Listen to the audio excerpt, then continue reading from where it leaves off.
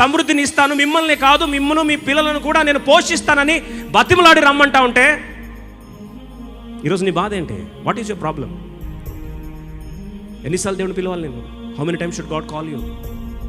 పిలిచి పిలిచి పిలిచి ఆయనే నోరు తెరిచి పిలవాలా? మీరు అనొచ్చు, ఎంత బాధకరం అండి, యోసేపు అలా నోరు తెరిచి పిలుస్తూ ఉంటే చాలా జాలేస్తుంది మాకు. మరి యేసు ప్రభు దానికంటే దయనీయ స్థాయికి పోలేదా?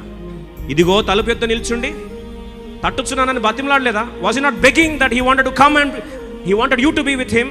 నువ్వు ఆయన దగ్గర రావాలని, సమీపంగా రావాలని దేవుడు కోరుకోలేదా? Did he not expect that? ప్రభు దగ్గర రమ్మని ఆహ్వానిస్తా. దేని కొరకు? చంపడానికా? పాడు చేయడానికా?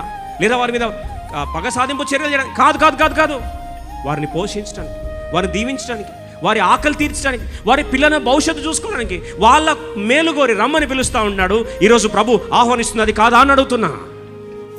Is not God asking the same thing, please come to me.